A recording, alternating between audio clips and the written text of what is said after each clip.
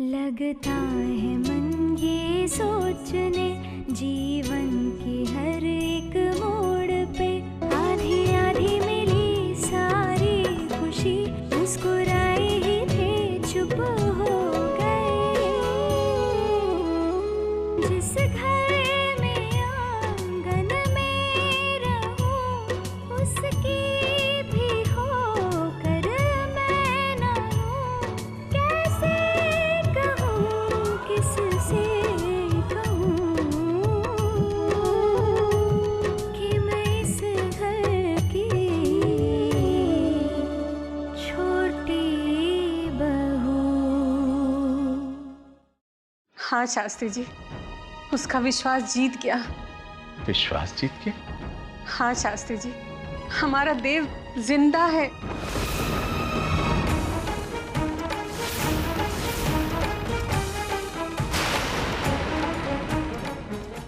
क्या बात कर रही है माता राम जी?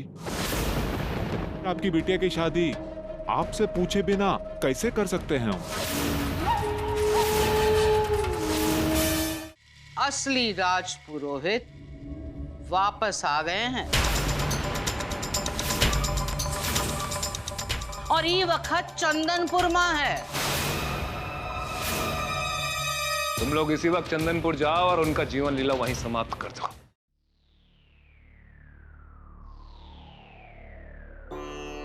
राधे कृष्ण राधे कृष्ण राधे कृष्ण राधे। आ गई आप?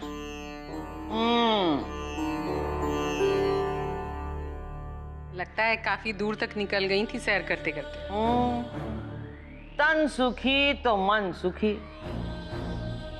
मन के सुख के लिए दूर तक चलना पड़ता है। इस सैर के बाद इतना आराम मिल रहा है, इतना आराम मिल रहा है, आप बताएं वैशाली जी। आप आराम से बैठिए, पानी लाती हूँ आपके लिए। अरे नहीं नहीं नहीं, हमारी भूख प्यास सब शांत हो गई है। आप कोनो तकलीफ ना करें। कैसी बात कर रही हैं अम्मा जी? आपके लिए कुछ करके तकलीफ थोड़ी होगी, अच्छा लगेगा बल्कि। मोको तो यहाँ आके ही इतनी खुशी मिल गई है, अब कोनो अधिक सेवा पानी की जरूरत ना है। आप बस निश्चिंत होकर अपना काम कीजिए, कीजिए अपना काम कीजिए, कीजिए आप कीजिए। हमारी सेवा करने में तो को खुशी मिलेगी।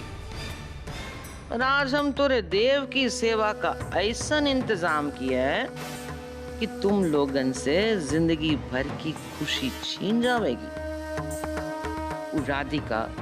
वो राधिका हमसे हमारी विशाखा को दूर किए रही, उनके हिस्से का सब कुछ छीन के अपना हिस्सा मान लिए रही। हम उस राधिका की जिंदगी में फिर कभी खुशी लौट के नहीं आने देंगी, कभी नहीं। मम्मी मेरे साथ खेलो ना। दीपू मुझे परेशान मत करो, चुपचाप ना वहाँ जाकर बैठ जाओ। आप बहुत गंदी हो और आप मेरे साथ खेलती भी नहीं हो। राधिका मौसी तो मुझे बहुत प्यार करती थी, अब वो क्यों नहीं आती मम्मी?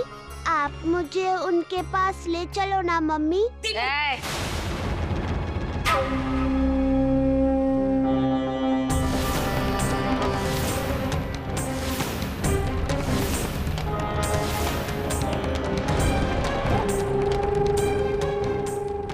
खबरदार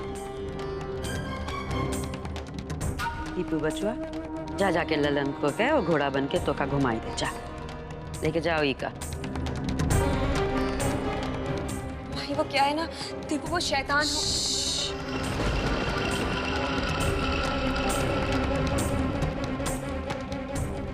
क्या बात है माई?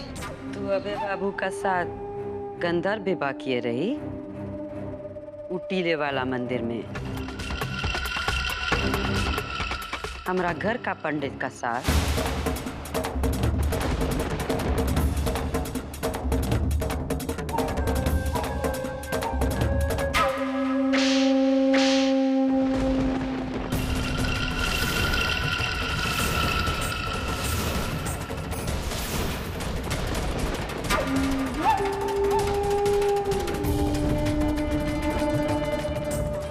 टीले वाले मंदिर के पंडित जी राम सरन जी आए रहे, कहत रहे वो तोहार और अभय बाबू का शादी कभी कराए ही नहीं। बोल दे हमका सच बात का है, बोल बोल।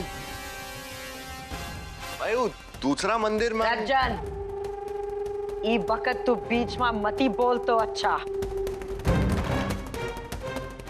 हमारी बात समझ में नहीं आ रही तो का बोल, सच क्या है बोल। भाई हमारी शादी टीले वाले मंदिर में ही हुई थी, लेकिन यहाँ वाले मंदिर में नहीं। वो जो मथुरा रोड पर मंदिर है ना, वही हुई थी हमारी शादी।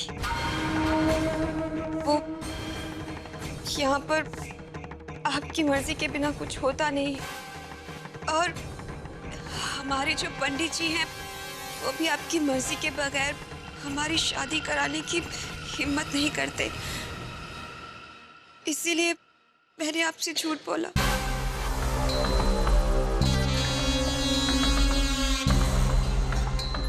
हमका सब बात बर्दाश्त है, पर ऐसा कोई बात बर्दाश्त नहीं जो दामाद बाबू को हमसे या ई घर से दूर कर दे।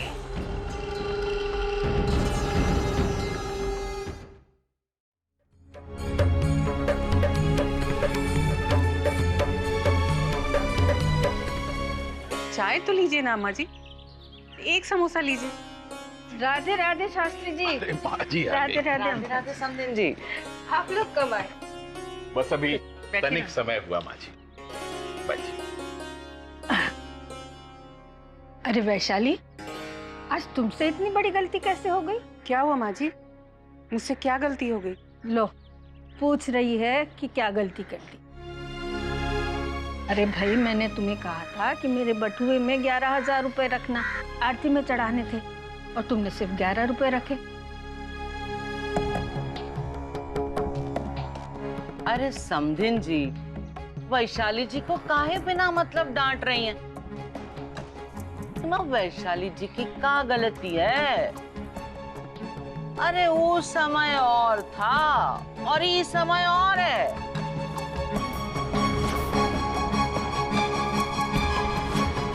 बड़ी राजपुरोहिती थी तब। हाँ माँ जी, सही तो कह रही हैं अम्मा जी। बुढ़ी हो गई हूँ ना, कुछ याद नहीं रहता मुझे।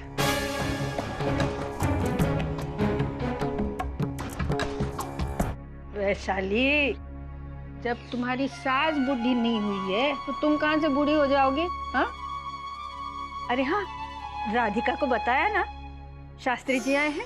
माँ जी, छोटी बहू किसी काम से बाहर गई है, आती होगी वो। आप कीर्तन से लौट कर आई हैं, थक गई होंगी ना। चलिए ना, चलकर आराम कर लीजिए थोड़ी देर। हाँ, वो तो है। वैसे आप लोग भी थक गए होंगे सफर से, आप भी आराम कर लीजिए। जी। माँ जी, चाय भिजवा देती हूँ आपके लिए। हाँ। अम्मा, आपको ये सब माँ जी के सम्मुख कहने की क्या आवश्यकता थी? हमने क्या कह दिया लल्ला? ठीक है तो कह रहे हैं। तो हमें क्या पता था कि इतना समय हो गया और उसकी तबीयत ठीक ना हुई है।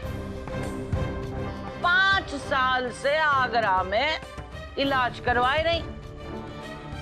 कौनो सुधार तो आवेगो कि ना आवेगो? शास्त्री जी, आप परेशान मत होइए, अम्मा जी ठीक ही तो कह रही हैं। उन्हें क्या पता कि पिछले 5 साल में माँ जी की हालत में कोई सुधार नहीं हुआ है।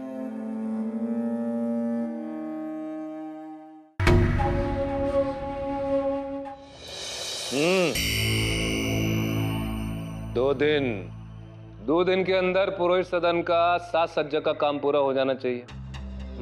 और हाँ, पुराने राजपुरोहित का जितना भी सामान है ना, सब घर से बाहर निकाल के फेंक दो। कहा बड़ी बहू?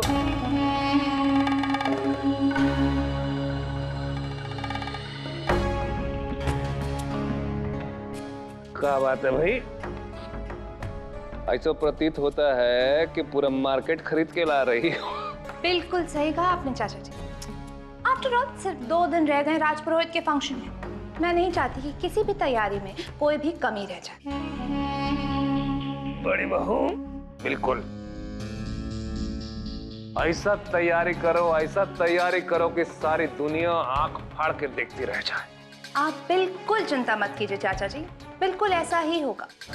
इनफैक्ट मैं तो ये चाहती हूँ कि ये फंक्शन देव को राजपुरोहित बनाए जाने वाले फंक्शन से भी बहुत ज्यादा ग्रैंड है। तभी तो उन्हें पता चलेगा कि वो कहाँ है और हम कहाँ। बाय द वे, आपने एक्स राजपुरोहित परिवार को इनवाइट तो कर दिया है। बड़ी बहू, इतना नादान समझती हो हमको? अरे हम खुद गए थे न्योता देने। भाई उनके बिना समारोह में मजा कैसे आएगा? बिल्कुल सही कहा चाचा जी आपने। अरे असली मजा तो तभी आएगा ना जब उन लोगों की आंखों के सामने हमारे अर्जुन को राजपुरोहित की गद्दी दी जाएगी और उनको अपनी आंखों के सामने रोते हुए देखने की मेरी बरसों की what do you call it मनोकामना पूरी हो जाएगी। बड़ी बहू, बहुत जल्दी तुम्हारी मनोकामना पूर्ण हो जाएगी। क्या है ना, परंपरा के मुताबिक राधिका को ही ये गद्दी अर्जुन को सौंपनी है। पूर्व राजपुरोहित है, परंपरा को तो नहीं भूलेंगे ना। पूर्व राजपुरोहित से याद आया, हमारे होने वाले राजपुरोहित आई मीन अर्जुन कहाँ है? अरे अर्जुन की क्या बताए, जब से सुना है कि देव बाबू जिंदा है कमरे से बाहर ही नहीं निकल रहा है।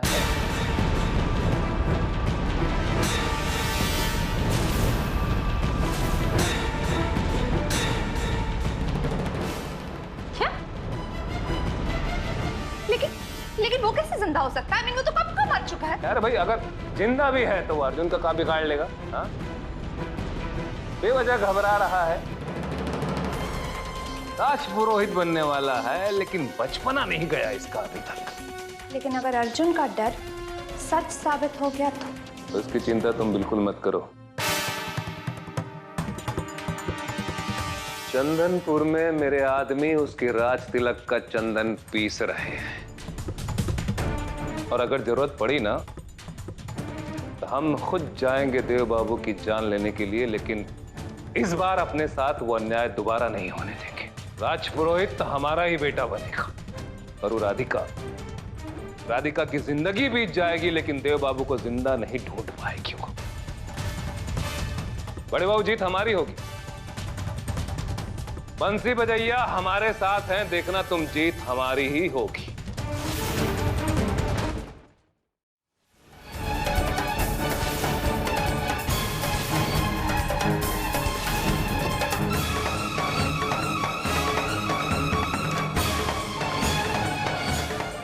फोटो दिखा इसको।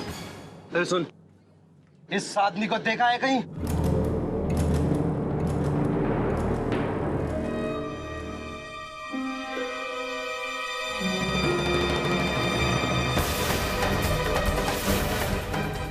ये तो उनकी तस्वीर है। ध्यान से देख इसको। देव नाम है इसका, देव। ये यहीं चंदनपुर में है। आते जाते देखा होगा तूने इसे। नहीं साहब, हमने इसको कभी देखा ही नहीं। शंकर भाई, इस साले का तो कुछ पता नहीं। अब क्या करेंगे? टेंशन मत ले। वैसे ये इतनी बड़ी जगह नहीं है जो हमारे हाथ से बच के निकल जाए। अगर जहां भी दिखे ठोक दे इस साले को।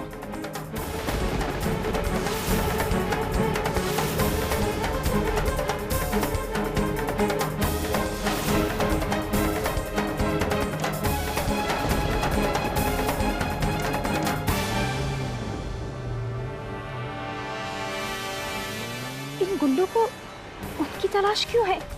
और यहाँ तो सब उन्हें अभय के नाम से जानते हैं। फिर इन गुंडों को उनका असली नाम कैसे पता है? कौन है ये लोग और इनकी जान क्यों लेना चाहते हैं? कान्हा, मुझे कैसे भी इन लोगों से पहले उनको ढूंढना होगा।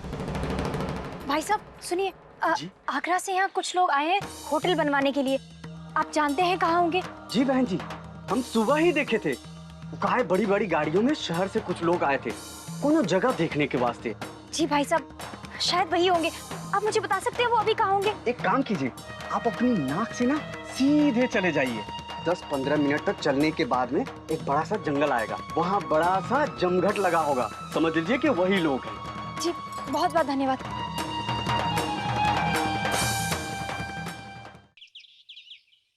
अगर एन मौके पर मेरा दिमाग नहीं चला होता तो आज पता नहीं क्या हो जाता। एक पल के लिए तो मुझे लगा था कि आज माई को ये सच बताना पड़ेगा कि मेरे और अभय की शादी हुई ही नहीं है। सोचो भैया, अगर माई को ये सच पता चल गया तो हम दोनों की मौत तो पक्की थी।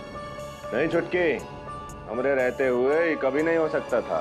नहीं भैया, हमें इस बात से सीख लेके अपना हर एक कदम सोच समझ कर उठाना पड़ेगा।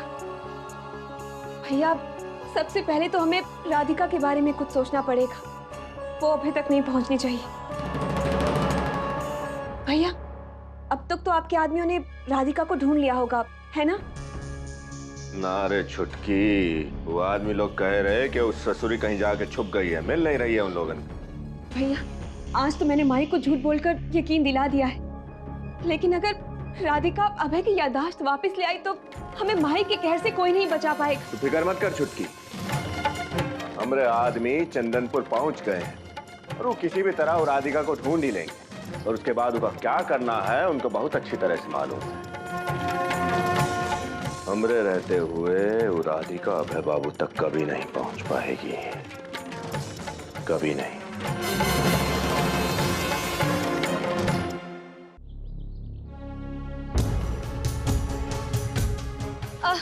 सुनिए भाई साहब, यहाँ अभय बाबू आए थे। बहन जी हम भी उन्हीं को ढूंढ रहे हैं यहाँ पर। अभी कुछ देर पहले यहाँ पे कुछ लोग आए थे तो उनके साथ पता नहीं कहाँ चला गया वो, और वो इतनी जल्दी में थे कि उन्होंने कुछ बताया भी नहीं। क्या? अभी तो काम भी खत्म नहीं हुआ है और उन्हें भी दूसरी साइड पर जाना है काम देखने के लिए। भाई साहब आप जानते हैं वो लोग कौन थे? पता नहीं कौन थे, लेकिन बहुत हड़बड़ी में थे वो। अच्छा आप ये तो जानते हैं कि वो किस तरफ गए हैं? वो उस तरफ गए। उस तरफ? जी धन्यवाद। सुधा जी, आप हमारा फोन काहे नहीं उठाती हैं? कितना फोन करते हैं हम आपको। वैसे वो दिन लाल साड़ी में बहुत अच्छी लग रही थी, कब मिल रही? भैया राधिका को कुछ पता चला? हम आपको ना थोड़ी देर बाद फोन करते हैं। छुटकी हम तो से कह दिए हैं, हम आदमियों का पीछे लगे हुए हैं, उनका ढूंढ लेंगे। काहे परेशान हो रही है और हमका परेशान कर रही है बार बार? लेकिन कब भैया? जब सब कुछ खत्म हो जाएगा, या फिर तब जब राधिका अभय को ये याद दिला देगी कि वो मेरा नहीं उसका पति है। क्यों भैया, आपके आदमी एक लड़की नहीं ढूंढ सकते? भैया कहीं ऐसा तो नहीं कि आपने माई के डर से अपना हाथ पीछे खींच लिया और मुझसे झूठ बोल रहे हो? ए छुटकी, देख तू ये बिल्कुल सही बात नहीं कर रही है, हमरे ऊपर एकदम से झूठा इल्जाम लगा रही है तू। तो मैं क्या करूं भैया? आप भी जो कर रहे हैं मुझे कुछ समझ में नहीं आ रहा। चंदनपुर में आप राधिका का पता नहीं लगा सकते? एक बात याद रखिएगा भैया कि अगर आपने इस बार मेरी मदद नहीं की तो मैं माई को सब कुछ सच सच बता दूंगी उन्हें कि मुझे आपकी वजह से अभय को अपना झूठा पति बनाकर इस घर में लाना पड़ा,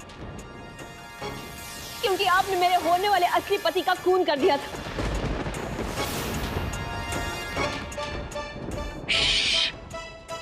तो हमको मरवाएगी एक दिन। तोरा वो नकली पति हमरे सर पर नाक बनकर बैठा है, फिर भी हम तोरा मदद करने में लगे हैं।